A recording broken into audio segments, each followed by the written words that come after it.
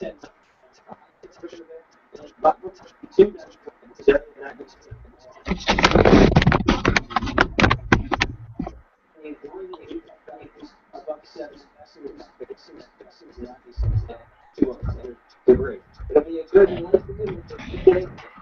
you doing, David? Doing good, Don. How are you? Oh, I hear you tonight. You got it fixed. Oh.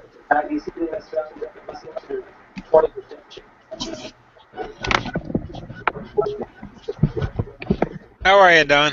Oh, we're doing good. Staying hot. Staying cool where you're at? It's not too bad. It's rainy today. Yeah, that's good. Well, I hope everybody got invitations this time. I didn't get one. You didn't get one. You should No. be on the list. You're in, so you must have found a way. Well, now the weird thing is on your Hangout page on your side, Yeah. it says Join Hangout, so I was able to go right in. Oh, I see. It didn't do the last few times for some unknown reason. I don't know. Well, I got a whole list of people I sent individual invitations to, but if they're not registered on Google Plus, it won't let me send an invitation. It don't recognize their name. I even did that malware bites, and I've been running through it just to make sure I get it. Yeah. Well, I do that every night before I do the chat. Do you have any queens? Do I have any queens? How many you need? Well, I really need one just for now. You gonna pick it up? If it could be mailed. It's a little too hot to ship them. When can you ship them? Temperature has to drop down below 80. 75 to 85 is about the safest. If it gets, we're running 94 yesterday and today, so All right. post office is not going to insure them, and they're not going to do good in a postal truck. Post office is the only one that will insure them anyhow. Because the weird thing is, I had two Queen's hats, and Yeah. I don't know when they hatch, and I can't find them in the nuke. So Are they quiet? yeah, they're actually. I actually thought they actually ran away. That's how quiet they were.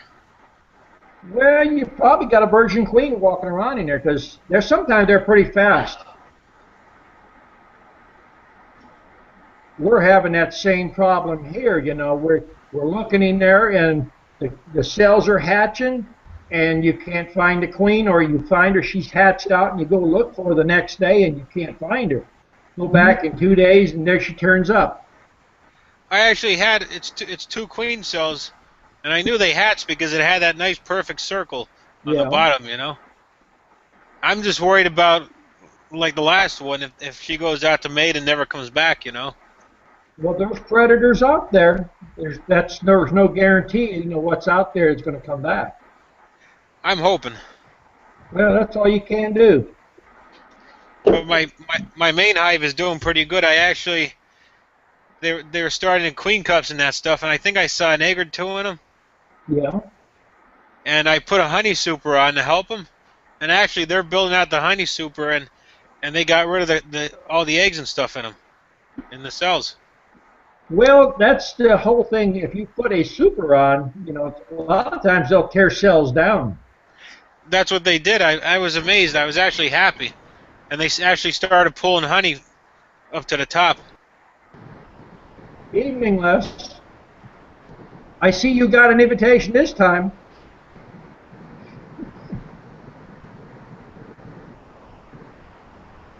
You must be driving down the road.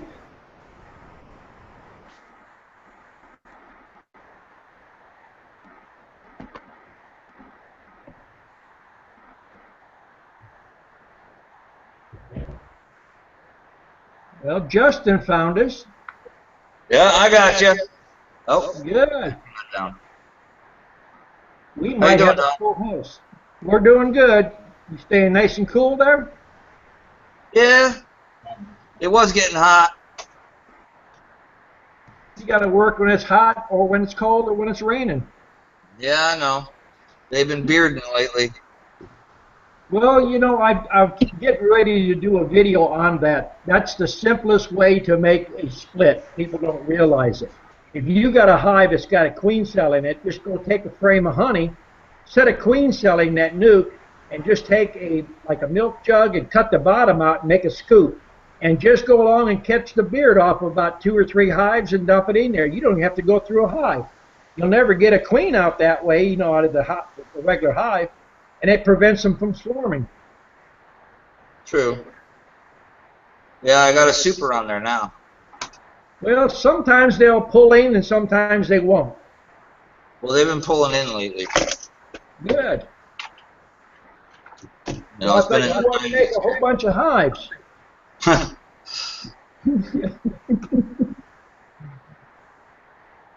That's the one thing I think I tell my students: you can't build a box faster. Yeah. Well, I got two boxes in my garage right now, and I'm just waiting. I'm waiting for a queen cell to show up in the top box. I can't go through to the bottom box because I'm running 2 10 frames. Why can't you go through the bottom? No, I'm afraid I'm going to squish the queen. And I don't No. want to lose them. No, you're not going to do that. You working with a veil? Yeah. Well, try to get, work out there without that veil. Just take your time, go through that hive, but you need to go all the way down to the bottom board every 2 weeks. If they get queen cells and you don't go down there, they can swarm and you'll lose your bees. Yeah, I know. You just have to figure out what's the worst of the 2 evils. True. If you're worried about getting stung in the face, what you can do is take a few drops of liquid smoke and rub it all over your hands and then rub it on your face. Yeah. That'll help keep you from getting stung. Wish this thing would echo so much.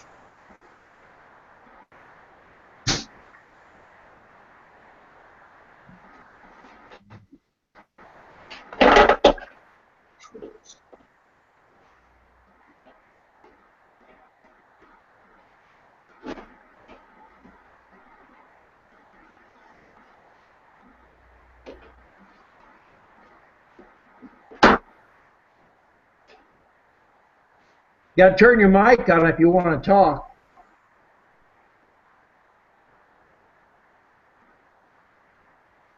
Maybe that's better. Is that any better? You getting feedback? Yeah. Are you watching YouTube at the same time? No, I'm not. If you're doing that, you'll get feedback. Because I got my speaker right next to my mic, too. Oh, well. You got headphones, that helps a lot too. What's that, David? You use headphones and it prevents the feedback in your mic. Yeah. I've got some headphones over there, but they're a cheap set. They bug my ears. They're going to be in your ear. Hey, Dan, I got a question. Okay. My last 2 batch of queens, they've all been dead in the cell, and they're at the, kind of the red-purple eye stage. Yeah. What do you think's going on there? I mean, I know it's hard to tell, but you got any ideas? It looks to me like they sticking out. You got plenty of bees in the nuke that you're putting out. What are you running? I mean, 5-frame nukes, or are you running little mini nukes? 10 frames actually. 10-frame. Right. You got enough bees in there. Yeah, because I was doing it how Michael Palmer does it by adding 7 frames of brood the week before, Yeah. or 10 days before, and then doing your grafts that way. Well, there's usually when you're starting to get that kind of a variation, it's usually temper fluctuation. You either got cold or you got too hot. Yeah, I guess that was the next thing I was going to ask is the first few rounds of bees I did, they were in the middle of a pasture and had full sun, no shade at all. And now these last 2 rounds, they get they get pretty much full shade after about 1 p.m. So I was wondering if they got cold. Well, it depends on how many bees you got in that nuke when you're going to set them up. If you got enough bees, they can handle the cool a lot better. They can withstand the heat. You need to put a couple ventilation holes in your nuke box if you're worried about the heat. Put screens over the ventilation holes. Yeah, I think they had plenty of bees in there because they were, all hatched out from the 7 frames of brood I added. You can run queens pretty steady for 4 or 5 rounds, and then it seems like nothing wants to go right. What you have to do a lot of times is just keep adding new nurse bees. If you're not adding enough nurse bees, they won't draw the cells out good. Yeah, these had full drawn cells, and then in the little plastic cups I used, it looked like all the royal jelly was gone. So I don't know I if don't they know. didn't get enough to eat and they still developed into adults, or Are you feeding them? Are you got a good honey flow? You got plenty of honey in that box? I added pollen, not pollen patties, but straight pollen, and then I had sugar syrup on them, and then there's plenty of honey in the box too. I think what I would have done was go through your hives and take one of the best frames that you got that's got a lot of pollen in it and put that right next to your graft on one side, and then get a frame of partially open honey, or if it's mostly capped, scratch it just a little bit and put it on the other side. Yeah, Then if you have problems, usually it's a temperature thing. for the pollen, I took an empty comb and poured pollen on it and smashed it into my fingers, Yeah. and I put that next to the grafts. I tried that in the past, and if you sit out there and watch it, they seem like when you do that, they drag out little granules of that pollen. So the stuff that they don't put in themselves, it seems like when they put it in, they pack it tight. And when you Right. dump it in, you can't get it in there tight enough, and they treat it like debris and just haul it out. Okay. Have you noticed them dragging out pieces of pollen? I guess I didn't. You got to kind of keep an eye on it because raising queens is a little tricky. One part of the country, the other, temperature variations. There's so many different things come into play. Yeah, I thought about it today. I thought maybe it was because I'm in that bee yard that I'm working with, or recently, it gets full shade after about 1 p.m. So I didn't know if that's the only difference that I can tell between the two rounds of queens is the one had full sun and the other one was really shaded. So. Well, I'm doing a variety. You've probably seen pictures of my bee yard. I've got where we're running 80% of our queens is in a pine thicket. So you don't get full sun there at all. You get a lot of shade most of the day. And then on the other side, we get morning sun up to about 1 o'clock, 2 o'clock. Then we start getting shade there. So, I'm doing it under the pine trees and don't seem to have a problem. Yeah. So Now, you probably. temperature and also humidity also play a big deal in it. All right. What was your humidity like when you're having problems there? Our Was it dew awful point was in dry? the 60s and 70s. So the humidity was way high. Yeah. I know the temperature and the humidity play a big part in it. We had problems 3 weeks ago. We couldn't get them to even grow cells out. But now in the last 4 or 5 days, they're doing real good. Right. But now we're pouring sugar out like going out of style.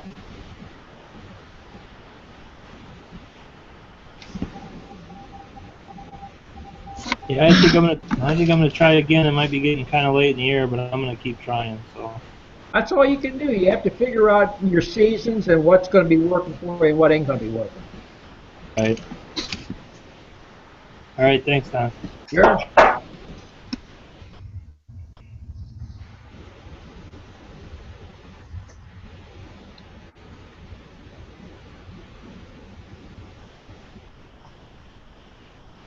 Good evening, Don. Good evening.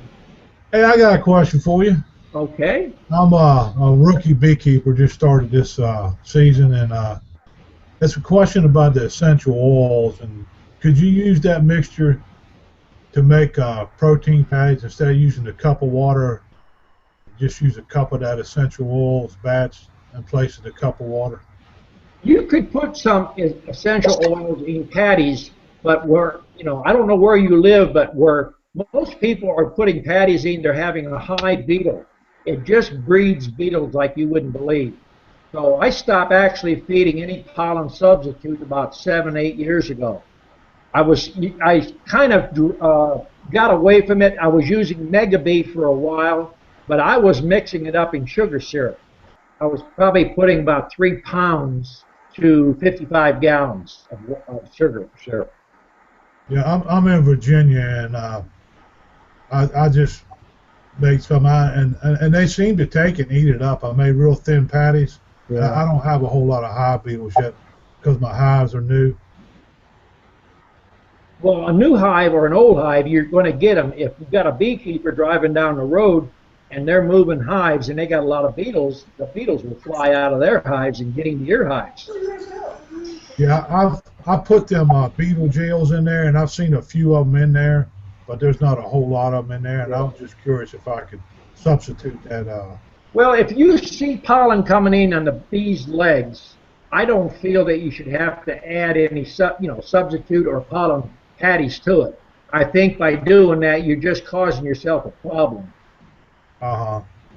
So the Ultra B and the Mega B, they're not a vitamin supplement. They're a pollen supplement. Well, your Mega Bee is basically designed for bees to live if you've got nothing at all coming in, because they got trace minerals, they got amino acids, they got everything it takes to make bees healthy.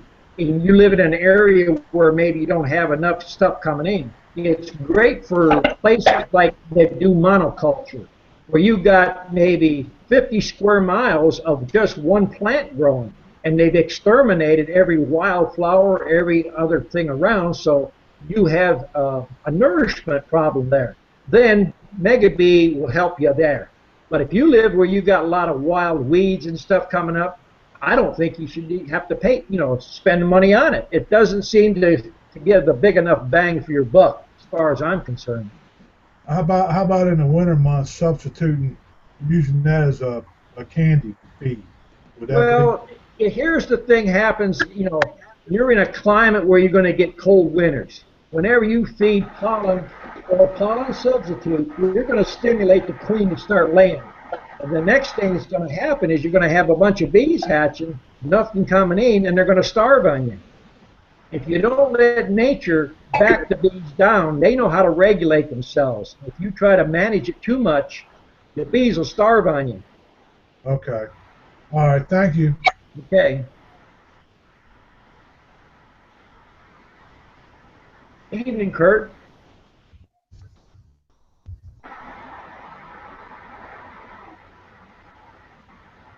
How are you? Okay.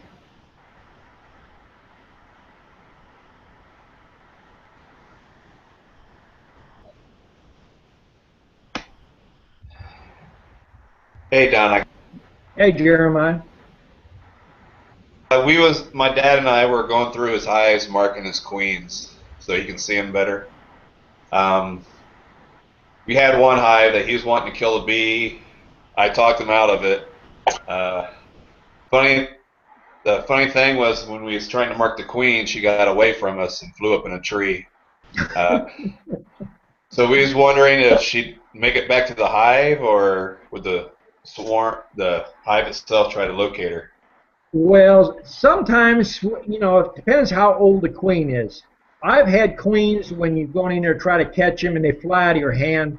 The best thing to do is watch the ground, make sure you're not stepping on her, close the hive up, leave the hive alone, and if you need the queen, come back in an hour and a half. Sometimes she'll be in there, but sometimes she's not. Now, what was you going to mark the queen for? So he could see it? Yeah, so you can see it. Not a good idea, but what was you using to mark it with? Marker. A regular marker? Paint marker? A paint marker? Yeah. Well, if your father's just wanting to mark just to see them, I think I would take that whiteout and cut that little sponge off that's on the end so that you just have a little round stem on it, and gently just touch it on the queen's thorax. Now that's going to be less toxic than putting that paint on, and it's a whole lot cheaper. Okay. But I would talk them away from marking those queens. Really would. Hey, Don, I got a question for you. Okay. So the queen bee that you and I were talking about a couple weeks ago, she's mated and she's gotten bigger and she's laying. It was a cutout that I did Yeah. a month and 2 weeks or so ago or more. And I guess the question now is I guess we're in a dearth, so they're not building a lot of comb. They've attached some of the cutout to the frames, but they're not making a whole lot of extra comb, which they Why need don't you feed them? Well, I try not to, but Why do you try not to feed them? just try to let them do everything naturally. Well, if I took you out on the desert there and hadn't fed you for a couple of weeks and I asked you to help me walk to the town there, you wouldn't want to do it. You're asking the bees to do a little something that they're not going to do. First of all, if you did a cutout, they're going to have to replace some comb, and they need something to build that comb with. And if they don't need that sugar, they're not going to take it. It's better to have it there and than not use it. Yeah, I was kind of hoping we'd get to a flow here shortly in the next month or so, and they'd build a bunch of comb, and she'd fill up the frames of comb that are already there, the cutout frames. Well, the frames that you were talking about last time, those are old combs that was in a building. What I would do is alternate those with brand new foundation and get them building on that new stuff and get rid of that old stuff as quick as you can. Okay. Because that stuff could have contaminants in it. You don't know how long that they've been using it, and bees fly out, and if they've been picking up a little pesticide here and there, it starts to build up in that comb. Once you get the bees hatched out of that old comb, melt it down, make blocks out of it. How you doing, DB Perry's? Hi there, Don. How's it going? Oh, pretty good. Good. Sorry, I thought I was on mute. Sorry about that. Glad to have people on. I've got a question for you. Okay. By the way, thanks a lot yesterday for taking my call, actually last weekend. I opened up my hive and found a bunch of hive beetle worms in there. And I took the hive apart and actually found the queen. So I put a little bit of brood in the hive, put the hive at the same spot, and put the queen back in there. So hopefully tomorrow when I go and check it, the bees are there, and we'll start off again, with hopefully no hive beetles in there. Well, was they hive beetle maggots or was they the wax moth worms? I think it was the hive beetle maggots just because they were so small. They were only like a centimeter long or maybe smaller. Tons of them in there? Yeah, a lot of them. Kind of slimy? Slimy and runny water everywhere. Yeah, well, if you change the box out or put a different box in the place where the original was, and then replace the frames, with some new wax, and then clean the old ones up and use them later, if your queen is good and you're feeding them, I think they'll do all right. Reduce the entrance on the hive so they can maintain it. Very good. Thanks a lot. Is it important? Some of the worms fall on the ground. In fact, a lot of the worms fall on the ground. Will they go in the ground and reproduce or hatch again or something? Yeah, they'll reproduce in the ground. I've done a video on fire ants. Yeah. I don't kill the fire ants in my yard because they basically, when anything hits the ground as protein, the fire ants will eat it. And if you've seen the videos I've done out there where I've opened hives up and the camera's out there running, there's very few hive beetles in there, and we're running lots of nukes. And we're running 2 and 3 frame nukes, so they're not extremely strong. And that just goes to show you, if you keep the stuff under control, you can control it overall. But if you're not in your hive often enough, those beetles will overrun it. The first thing you notice when you get too many beetles in there is the queen will start to shut down and the populations will start to level off or even drop. Well, thanks so much, Don, and I'll get my oxalic vaporizer later this week. Okay. Appreciate you talking. Yep, thanks. You too. Thank you.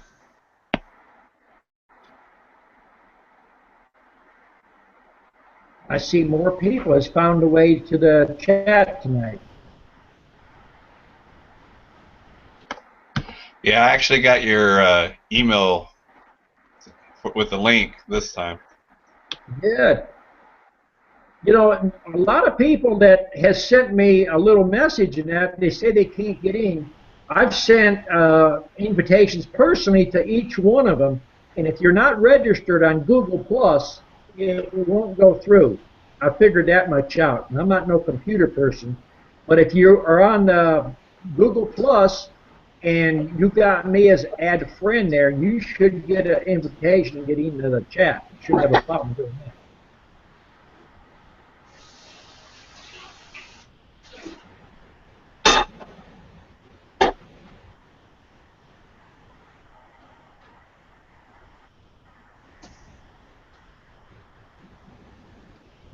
Hey, Don, I got another question for you. Okay. I started 2 hive packages. Then I picked up a nuke from my local beekeepers club, and it had a queen and was doing well up to a couple weeks ago, and it seemed to be queenless. I was humming a lot when I go in there and making a bunch of noise. And I vaporized them Friday, and went back in there today, and she seemed to quiet it down, but there was quite a few queen cells in there. Some of them were opened up, and some of them the bees were all on top of. When they're on top of them queen cells, does that mean the queen getting ready to come out of there?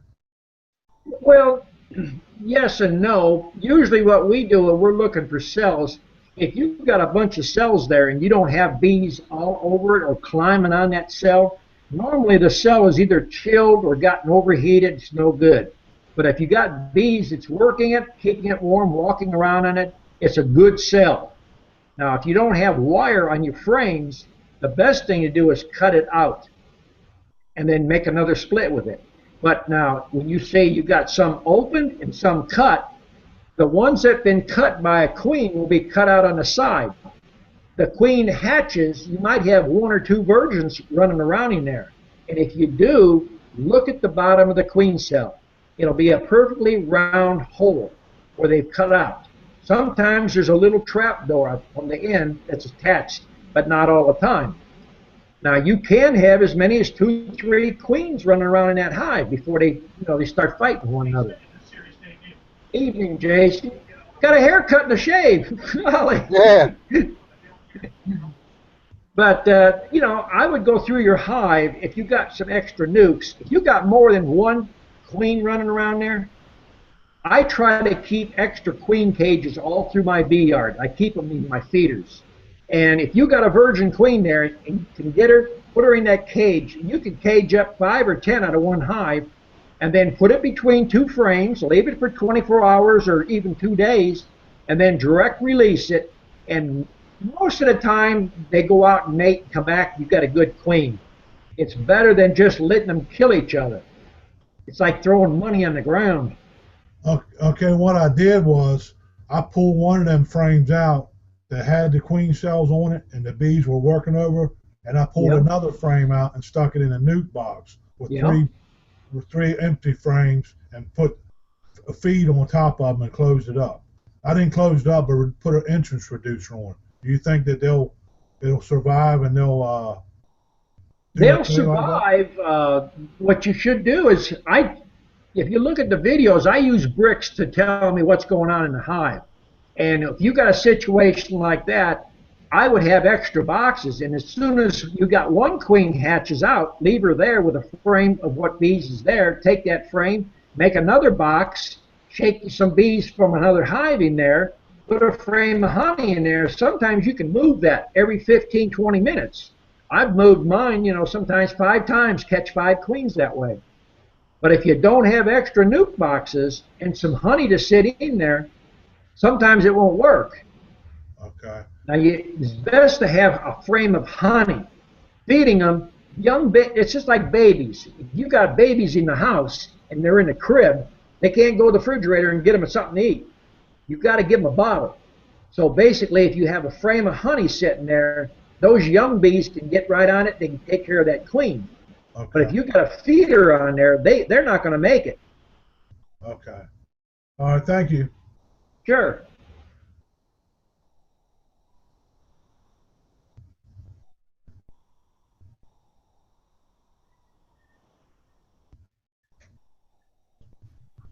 I got a question for you. When you graft, okay, do you add royal jelly when you graft inside the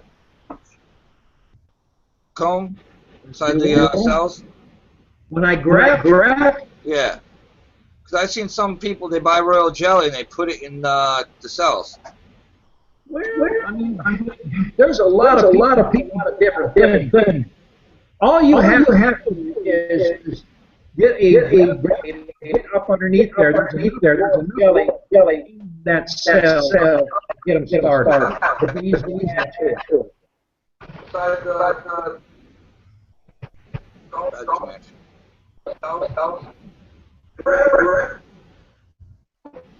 Evening, David.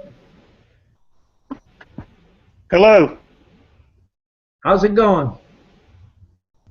Going good here, Georgia.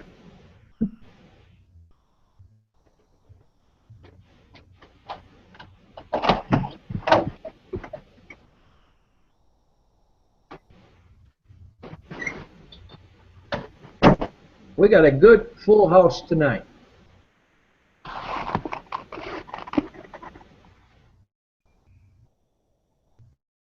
Whenever you're not chatting with me, mute your microphone or you get a bunch of feedback and we won't be able to hear you. But when you're ready to talk, turn your mic on. We wouldn't hear you then.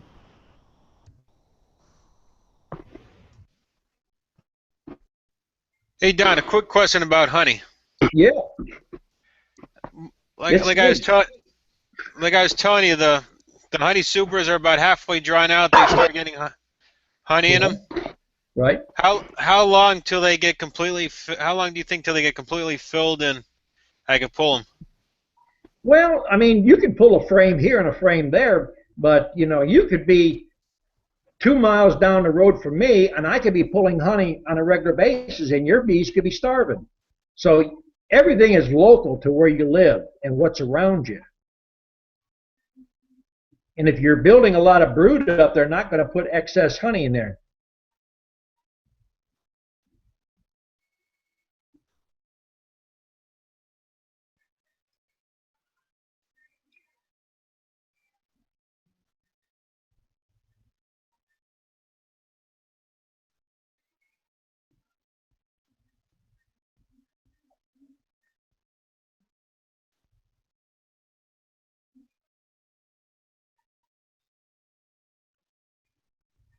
Did that answer your question?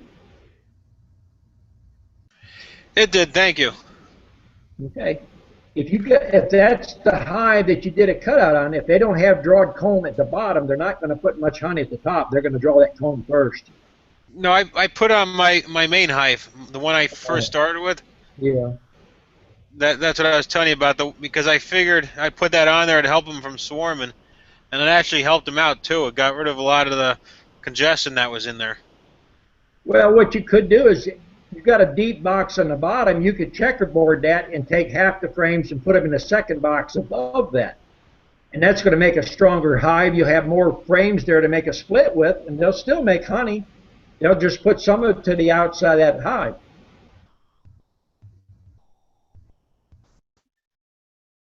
more bees make more honey. So that's one reason you don't use queen excluders.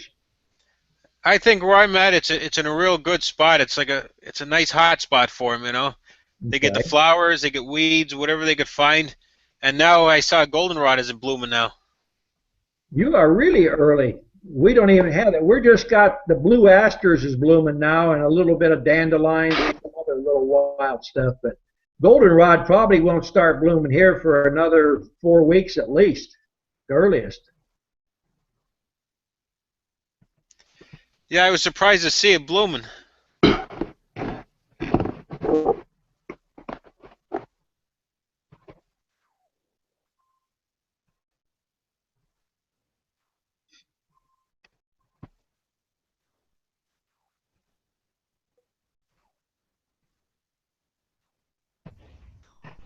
Hey Don, do you sell wax on your web page? No, I make most of the wax that I make, I use myself. The only time you can buy any wax from me is if you're a student. We're doing wax class where we're making foundation or I'm demonstrating a mill. I sell very little to the students. Most of the students are doing like I'm doing, and we're using starter strips. Starter strips are doing a whole lot better than full sheets. So it's best just to buy from some bee supplies, some thin wax sheets. Well, I mean, it just depends what's the worst of the two evils. Most all beeswax that you buy from the large bee supply houses are going to contain chemical. They're buying their wax from, a lot of it coming out of China, and they're using chemicals in the stuff. The thing I would do is just do starter strips, keep it to a minimum, and just recycle your own wax. I've done a video on how to just make flat sheets, and you could run them flat sheets and cut you a strip an inch wide and use it as a starter strip. The bees are drawing it. Is They that go to tree. on They your don't use it. video? I was on your web page. Is that the volume 1 that's included on that? How to make your own wax sheets? You mean my DVDs? Yes. Uh-huh. The DVDs is a collection of a lot of different videos and stuff that we've done. There's one I'm making, there's 1 through 5 series on YouTube where I'm making wax and showing you how to clean wax, purify it, and how to go ahead and make foundation with it. I think 3 of them are free, and there's 1 or 2 you have to pay for. It's $3.95 or something like that, $3.99. Do you just have one volume DVD out that's on your website? That's the only one you have 2 out? volumes right now. We're working on 3 and 4. We're constantly, trying to do more and more. Okay. It's just, I stay busy all the time, and I wanted to shoot a video tonight on doing propolis and let people see how we do the propolis. Okay. I'm going to order your video. I appreciate what you do. Okay, appreciate it. Thank you. Hey, Don, can you hear me very good? I can hear you. Okay, this is my first time on here. I finally got. I'm in the chat, George. Just know a little bit. I think you got a microphone close to your speaker or something. You're getting a lot of feedback. I'm talking from my phone. Oh, So yeah, you're getting a delayed and then a feedback.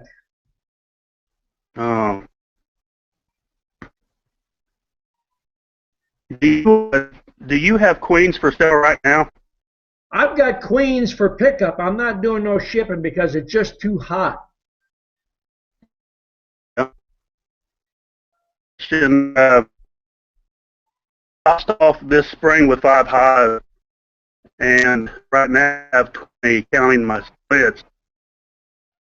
But I'm splitting them all from the gene pool. Yeah. Does You go out to buy, give me a call and we can catch you some queens. Evening, Scott. Hey, Don. You staying nice and cool on this hot day?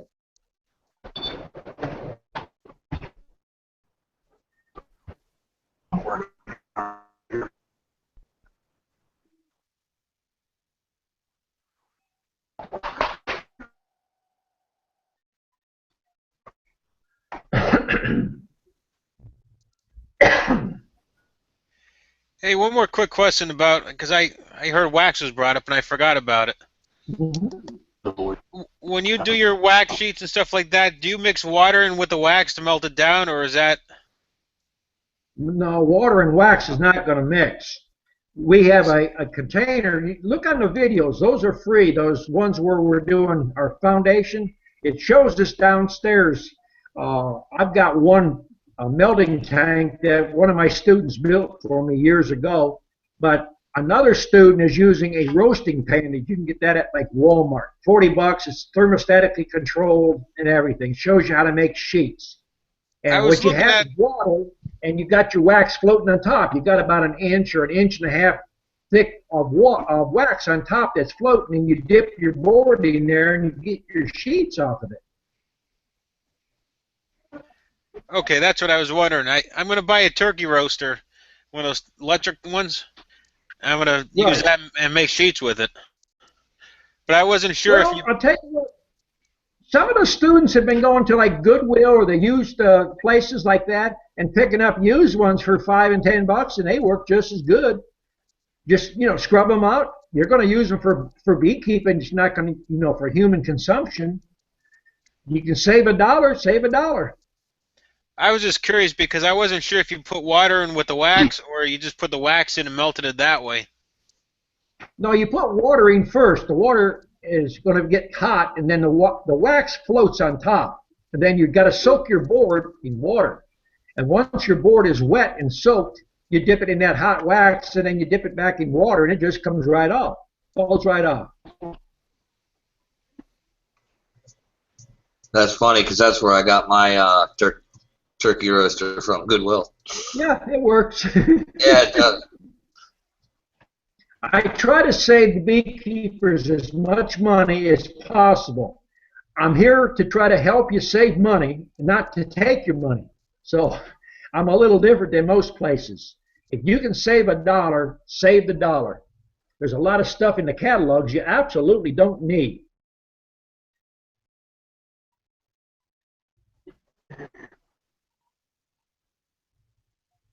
Maybe this. So how many sheets did you make with your Goodwill roasting? I made about 9 or 8. I'm going to start doing the 1-inch strips.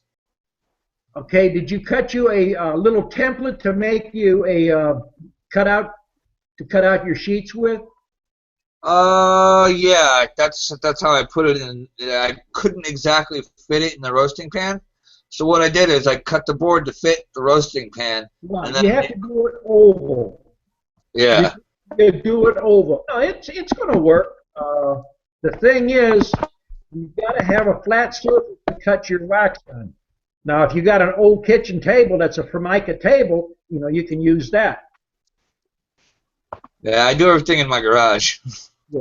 Well, if you have a piece of masonite, that what they call tempered masonite, it's heat treated and that, so it's water repellent. What I would do is put a little water on it to start with, and when you lay your sheet on there, you cut you a template. If you want mediums, you make a template out of plywood or paneling. Put your little handle on it, and then I use a pizza cutter. And the pizza cutter won't damage your wood and it won't damage your fingers. True. If you use a utility knife, you'll end up cutting the board, putting so many nicks and stuff in it, it's just hard to work with then. Yeah, that's true. I left it around and it heated up, so I got to remelt my 9 sheets that I made. It's a learning thing. Yeah, it is.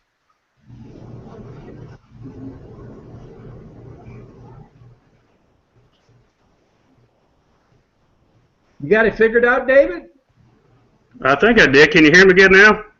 Yeah, we're not getting no feedback now. Okay, I switched from my phone to my wife's computer. So there you go. Now it's working. Much better. I'm in Chatsworth, Georgia, just north of you a little bit. Well, you could come down and be a commercial student, learn everything you can. I thought about doing that. I'd like to. Well, basically what I'm doing is I take people right off the street and I teach you what it takes to go in and make a commercial beekeeper out of you. You will work a bunch of hives here, so it's basically a hands-on type class here. Also, you'll get, I promote you as one of my students, and anything that you raise, you should be able to sell. And I can give you a list of students. You're not going to be able to raise enough bees or enough queens, guaranteed. Yeah. And if you can build your own equipment, start building now because you'll never get caught up. Yeah. I started off with 5 hives this spring, and right now, counting my splits, I have 20. Well, right now, are you running 10 frame stuff or are you running 8s and 5s? 10 and 5s. Well, now, I would say go to 8s because they're on the 10. How long have you been doing bees? This is my 3rd year. Okay. You've already got some experience now. On a 10 frame hive, very seldom they do anything with those outside frames. So Right. 8 frame, they're going to work it. Also, if you're lifting a box of honey, it's going to be a lot better on your back. Right. Now, I'm telling you from experience, I grew up with 10 frame stuff. I lived in northern Ohio, and I used to run nothing but deeps. And when you get 2 and 3 boxes high and you got that much honey in there, it will break your back down. Right. And rather than try to take 10 frame stuff and cut it down to do an 8 frame, I would suggest using a router with a 1/4-inch bit and coming right down the center on the inside.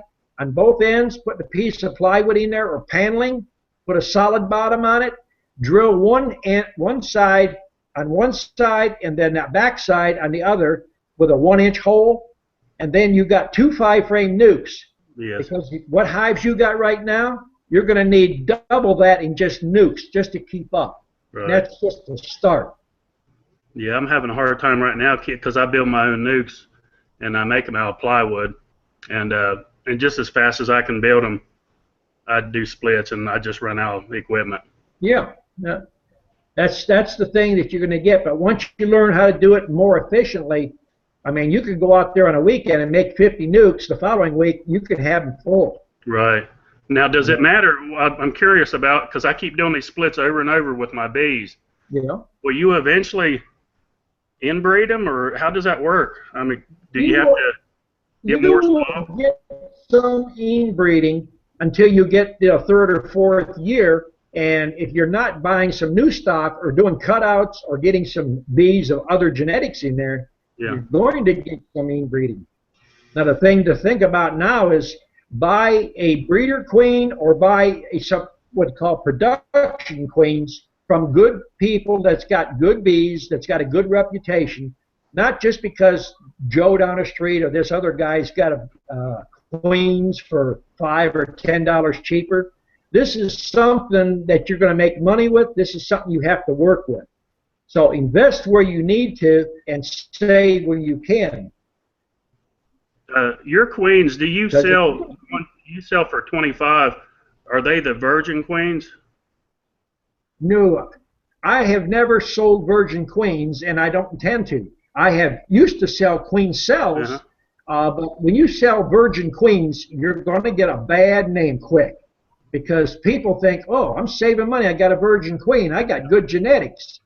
But they don't tell you that they got some mean bees at their house, and when those bees cross with yours, now you've got bees, and sometimes if the bee don't come back, there's no guarantee that virgin's going to come back. Right. So, I did have always have mated queens.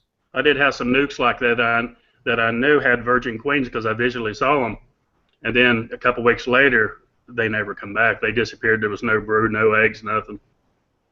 Well, you have predators out there. Making queens is not really that big a deal. It's just getting good returns on your bees. Yeah. I've done a lot of experimentation, and they come out of my own back pocket. And what I'm trying to do is save the average beekeeper money and time. Right. Now, I've had lots of people come here and look at my breeding yard I have in the front yard. It's a pine thicket. It's like an obstacle course. I'm getting good returns on my queens. Yeah. Now, you can have an open yard where you got less trees, but you have better predators that have better opportunity to knock those queens out of the air. Right. You got dragonflies, purple martins, bumblebees. You've got, I got a lot of European purple pollens. They will tear those things up. Yeah. How much are your queens? 25 each.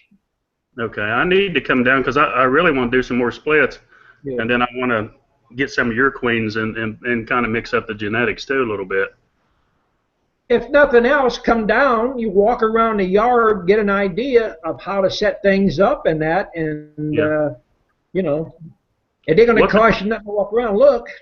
What's the best time to come down? Do I need to call or? Yeah, give me a call ahead of time. Let me know you're coming, because if I got it scheduled to do a private class, I have people that come from different states, and they might take 1 day or 2 day private classes. Yeah. And I try to devote my time to just whoever's there that day. Right. My other students will work, they already know what to do, so the majority of time they just ask me what needs to be done, and they go and they start doing it. Yeah. See, that's the thing when you're going to be a commercial student here. Yeah. I get you to where you can manage hives, and then you get the feeling of what it's like to work 25 or 50 hives an hour. You know, working 5 or 10 or 20 in your backyard is one thing, but to be able to make a living at it, you need to catch 25 or 30 queens an hour. Right, yeah. I used to have a lot of trouble with hive beetles, but the last couple years, when I open my hives up, I might go through 10 of my hives and maybe see 2 total. And the only difference that I've done is I have a lot of free-range chickens running loose. Yep. And I build a pond right by my bees. And I don't know if it's that or the genetics of the bees, but when I open them up, and I have a friend that has bees, and he has tons of beetles, and I have none. Well, the chickens and peafowl, they do keep it down. And then fire ants is, another alternative. You can use the demetrous earth, put it around your hives. The beetles have to go on the ground to pupate. So, the only problem you have there is you have to keep reapplying it, because after a good heavy rain, it washes out. Yeah, but the same thing with the wax moths, and knock on wood, I've been real fortunate with that the last couple of years. There's not, and I heard you say one time in a video that the genetics of the bees sometimes plays a role in how they take care of the hive beetles. Is that? Well, the genetics is something to do with it, but it's not going to do a lot for the beetles.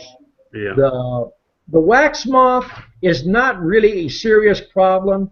Wax moth usually comes from a beekeeper that's not in his hive often enough. The hive is either swarmed, it's awfully weak, it's been neglected. Yeah. Because it usually takes 10 days to about 2 weeks for wax moths to take a hive over. Yeah. Now, the complete opposite, when I'm running nukes out here, I'm running 1, 2, and 3 frames in each 5-frame nuke boxes. So now you have a hive that's extremely weak. Yeah. But the thing is, I'm going through those boxes almost every day, every 3rd or 4th day. If I see any little black specks on the bottom of the board, they're scraping it out. So maintenance is the key to wax moths. That's the whole thing there. Yeah. I've not got genetics don't play anything to do with the wax moth. Yeah. That's strictly weak hives. I've not really got much honey this year because I really wasn't shooting for honey. I'm trying to build numbers. So every time the hive would build up, I would split it and break it down, and that's what I'm kind of attempting to do. I'm doing exactly the same thing, and I'm pulling at least 2 to 3 frames of honey off of every box almost once a week. Yeah. When you say you're not getting no honey, those bees, if there's any honey flow, they're getting it. Yeah. Now, watch in front of your hives. You might be getting mite problems, and you can look at your hive and say, well, I don't have any mite problem. But when you start to see a mite problem, it's already too late. Yeah. Watch for frayed wings. Watch for bees in the yard around your hives that are hopping or crawling and look like you're trying to fly and they can't. Yeah. Now that's another indication. If you're going to get into this to make money, you're going to have to treat your bees. No, so figure out what way you're going to treat them. It's going to suit you. I got the oxalic acid vaporizer, and I've not used it yet this year. I need to get out there and treat them. you need to treat at least 2 to 3 times this month, because this month and September and part of October, if you don't get rid of the mites and get the populations to build in, those are your spring bees. Yeah. The bees that you're looking at now are going to be dead in January or December. Yeah. All right. And if you use oxalic acid and you look at the videos, whether you bought that unit from me or from somebody else, look at the videos. If you do it properly and your hive dies, I'll guarantee you it's starved to death, because it's not going to die from mites. I did have one hive die last year, and it was odd because there was honey in the hive, but they died with their head in the cells, like you said, you know, starve out. But there was still honey in the hive, and I was kind of dumbfounded about it. It didn't make sense. Did the hive, did you have screen bottom boards on it? It did have screen bottom board, but it was covered up. Okay, you caused your problem there. You know, I'm not a fan of screen bottom boards. Yeah. If you have a screen bottom board and you go out there and walk in your bee yard first thing in the morning through your grass and look at your feet, soaking wet. As soon as the sun hits that moisture goes up in the hive. Now you've got a moisture and a fungal problem. Now, the next thing people say, I've got this insert, and I put the insert in there. All right, now when you do that, you isolate the area where the bees can clean it. If they can't get in there, scrub it and clean it like they need to, anything under that little board you put in there, you build up wax moth eggs, you build up small hive beetle larvae, then pretty soon it takes the hive over. Right, yeah. The next thing is your inner covers. If you're running inner covers, it's guaranteed you're going to have ants, roaches, and hive beetles. Get rid of the inner covers. Right. I have a couple on my hives, but the rest of them, they don't have the inner covers. I'm trying to do the hive top feeder in place of it. Hive top feeder is the way to go, because you can run 5-frame. Where you live, you should be doing the same thing I'm doing. Run 5-frame nukes through the winter, and you'll have them bursting out in the springtime. That's one we'll try this year. I'm going to try to get through the winter with a bunch of nukes and have the hive top feeder on top. Yeah. So with a lot of ventilation. I did, like you said, to drill the holes through the handles. Yeah. Not through the handles, below the handle. Or below the handle. Yeah. If you put a hole through the handle, when you're not thinking, you reach in there and you grab that handhold, you're going to get bees under your fingers and get stung. Yeah. So, you know, I a put lot like of times green on the inside. put it about 1 inch under the handhold. That way your hands are not going to get anywhere near the bee. And then put you a piece of hardwood cloth across it. The bees will close it up if there's too much ventilation. Yeah. Yeah.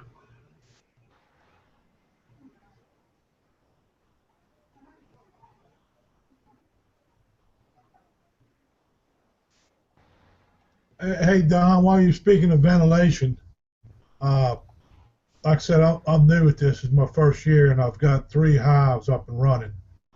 I've been reading on some of the forums about putting like a 3/8 inch piece of wood and putting that hardware screen over the inner cover and putting that 3/8 block in there. That'll, I guess, lift the top cover up a little bit.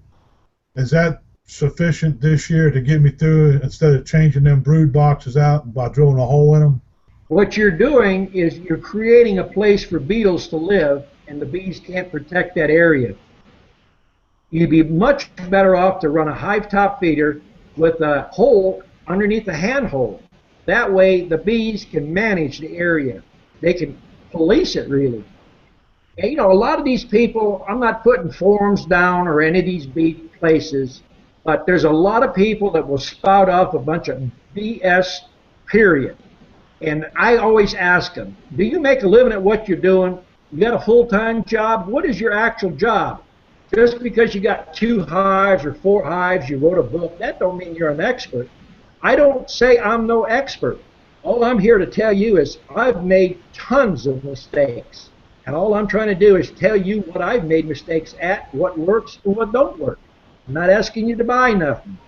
So it kind of aggravates me when people post stuff up, do this, do that, and a new beekeeper reads it, tries it, loses their bees, and right away they blame the bee source. So be wherever they read it at. So you're saying on the hive top feeder, on the plans you got drill a hole in that hive top feeder and Well, put we them do in a hole in the back of the hive top feeder for extra ventilation, but we also run a hole under the hand hole on every box. Remember, you can't have too much ventilation, but if you don't have enough, bees in Georgia will die at 40 degrees with too much moisture, but they'll live in Alaska at 40 below with no moisture. So the moisture is your biggest killer. So the best way to fix the problem is get 3 more deeps and cut holes in them and put that hardware screen on them and transfer these frames into them new deeps. I would do that personally. I mean, you have to do what you feel is right. But if you look through the videos, I pan through my bee yard all the time and look at the bees. Look at the boxes with the holes in for the ventilation. I don't have a lot of bees bearding out of my hives. So there's a lot of things that I've tried over the years that work and don't work. Okay.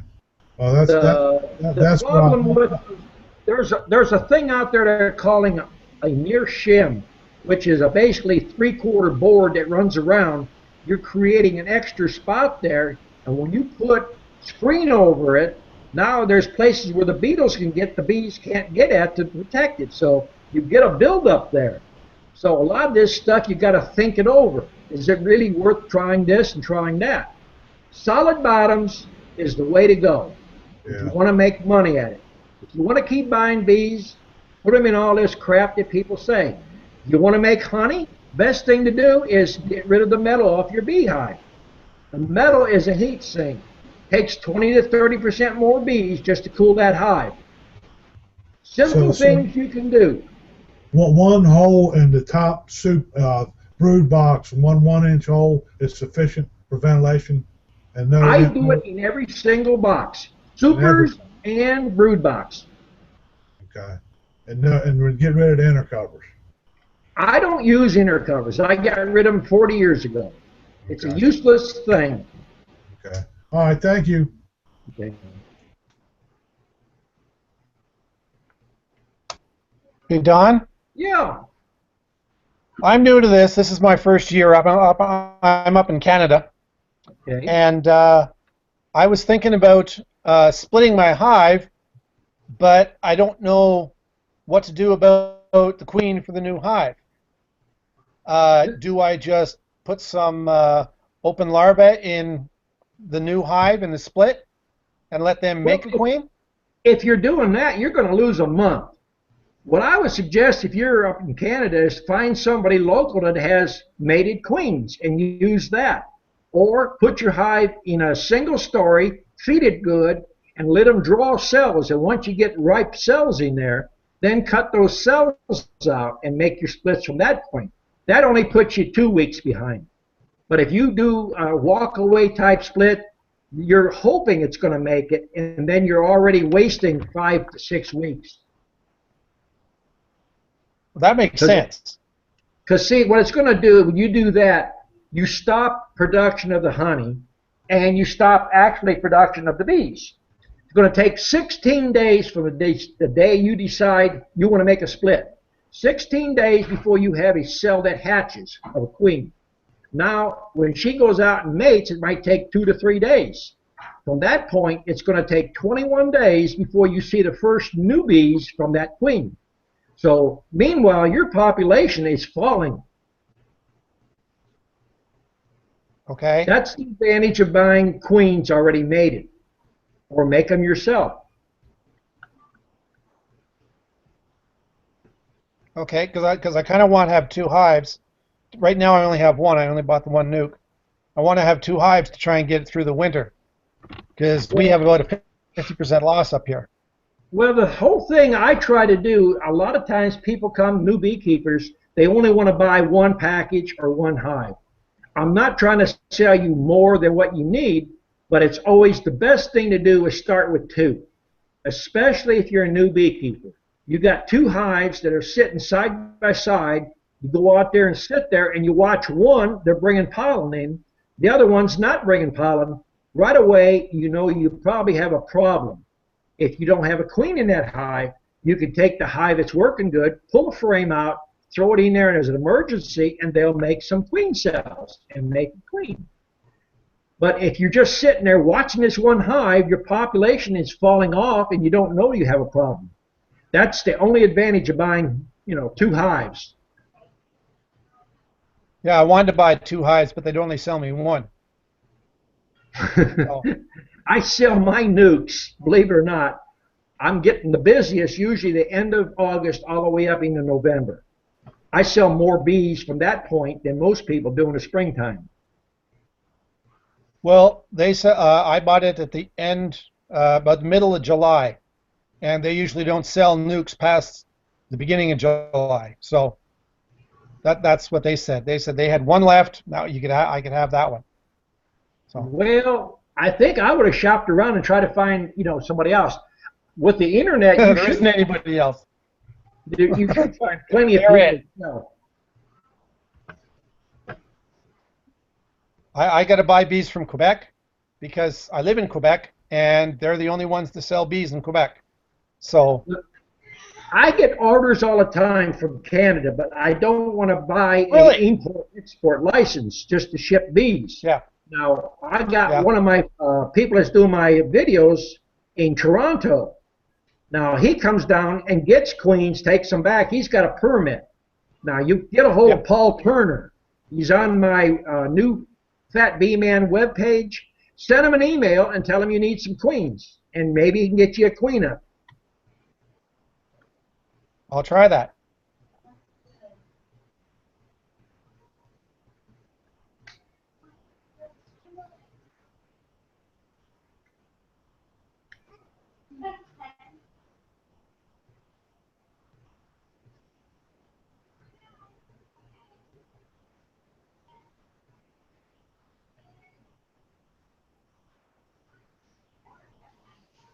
Hey, that water in the hive top feeder you told me to do? Works, don't it? Oh, it does. It's beautiful. You see, advice that you don't have to pay for, something that works and actually makes you more honey, and nobody else is telling you because it's such common sense. I mean, that's what I try to get on here and spread the word. Common sense, people don't listen. But you'll make more honey that way than most people. I actually think the bees are happier. Yeah. It actually acts as air conditioning for the bees, too.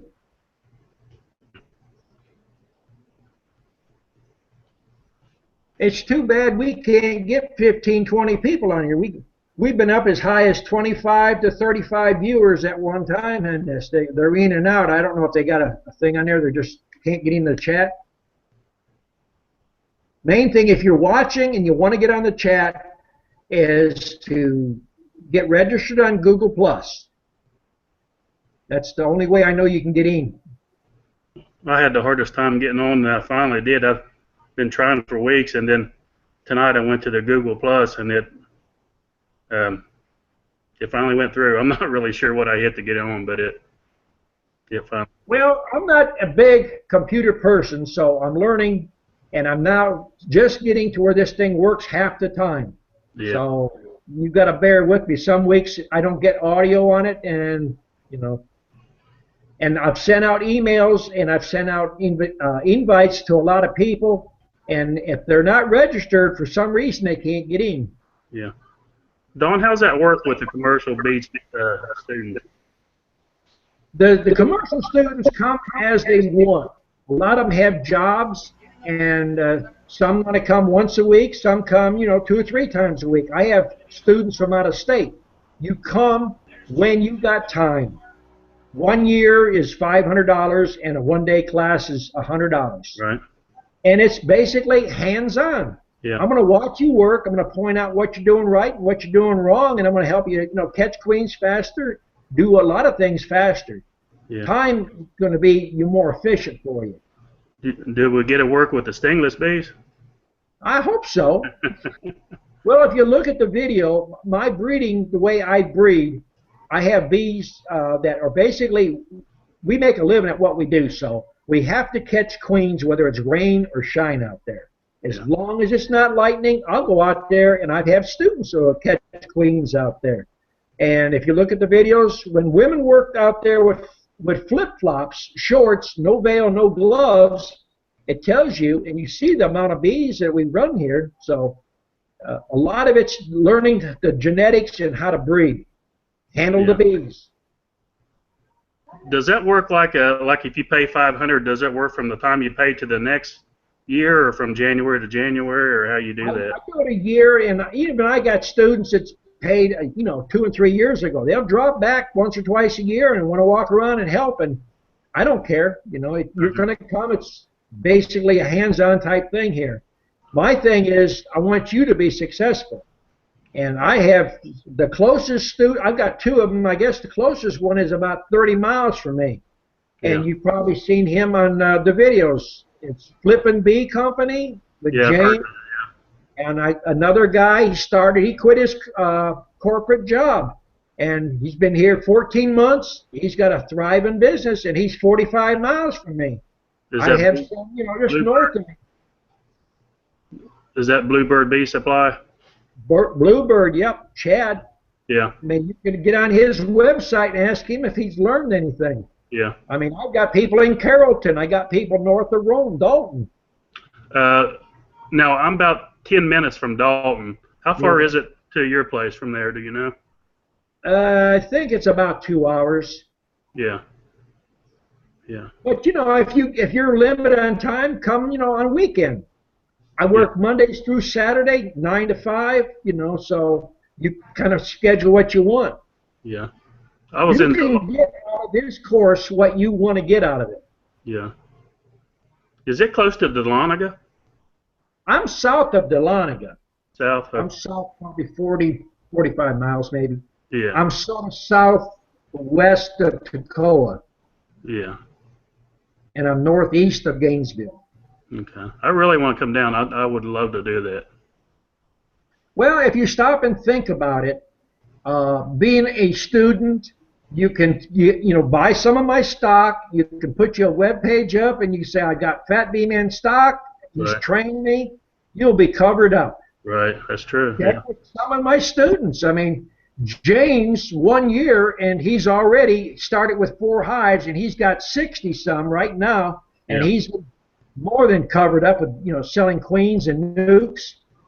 And if you can't sell the bees, I charge you a percentage. I'll sell all you can make. Yeah. I charge you a $5 commission on all your queens, 25 on your nukes. Yeah. So, some people think, well, that might be a lot of money, but I could turn some nukes. Nobody knows you. They don't know your bees. Even if you sell them at $100 and you don't get that many orders, I mean, I can get probably $50 or $75 more than you think you can. And if you're paying me $25, in the long run, you made $50 more than you do. All you do is develop them, bring them here in good condition, and I'll sell them. Right. That's another question I was going to ask I forgot about. Do you have to be, like if I would start selling commercial bees, do I have to be inspected? I would say get inspected, because what happens is people will come up, they'll buy your bees. I've talked to the state inspector several times, because there's a lot of people that are selling queens out there, selling bees, that don't even know what they're doing, if they got disease or don't. Right. But they're not really pressing the matter. I don't know if the state is short on funds or not, but I try to tell my students, here's what I would look at. If you get a successful business going and you sell 2 nukes to somebody, and maybe you're making some pretty good money, he comes back in 6 months and said, I had 500 hives and they all died. My bees got that disease from you. And you can say, whoa, wait a minute. The state was here. I got the little certificate. They said I'm free and clear of all disease. So it's your protection. That's, yeah. And for, I think it's $50, for the commercial license. They come out and inspect you, and it's also to your benefit. Who do you call to do that? the Department of Agriculture, Plant and Animals, and they'll send out their inspector they got for that area. You'll have to set up a time, and then you'll have to, once you get your inspection, then you have to apply for your shipping tags, which they're little green tags. You attach it to your boxes when you ship your packages, or you ship your queens or your nukes. Yeah, okay. Yeah, that would be a good idea. I mean, it's basically, you can stay at your house and have a good going business. And it's just like, I have a deal on my webpage where, you know, several people's taken it already. You come here, you get the training, and for $8,500, you build the hives here. You build them up from packages, you feed them, and when you get them up and running, you take 25 hives home with you. Now, that's less than $10,000. And where do you go to any trade school, learn a trade, and be in business for under 10? Yeah, that's but true. Right now, I'm at the point I'm thinking about going up from the 8,500 to about 10,500. Yeah. Because getting a new student, you're basically standing right there. You're basically got to hold their hand every step of the way, and they're worried about losing a dollar here or losing a dollar there. So time is money. Yeah. That's the main reason that I charge $100 for private lessons. I have people from all over the place. They'll call me up. Let me come down. I want to buy 4 or 5 nukes. I want to follow you around and help you. They're not helping me. They're stopping me. They're slowing me down. If they ask me a question, you know, I'm stopping what I'm doing. So that's why I charge $100. Now you got my time. You got my attention. Yeah.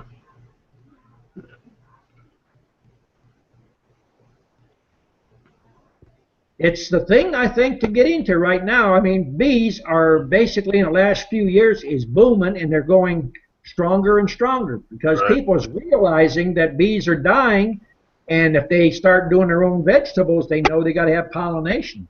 Yeah.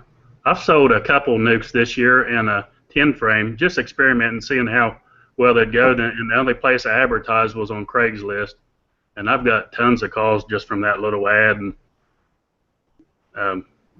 you sold a 10 frame box of bees? Yeah, for $350, and then I sold 2 nukes for $150 each. Well, see, I'm selling 5 frame nuke for $175 in your box. If you want the box in a shipping box made out of wood, it's another $25. So that's $200. Yeah. So that's what I'm saying. Don't give your bees away. I was probably selling them too cheap because that was in my box too. Yeah, well, see, that your time is money. Yeah. You have to charge for your time. Yeah. It's fun. I love it. It's a business I'm always into anything pertaining to farming. I love animals. I raise chickens. I just love anything like that. Well, if you don't sell your bees, you know, you might think about doing pollinating on organic farms. Now, yeah.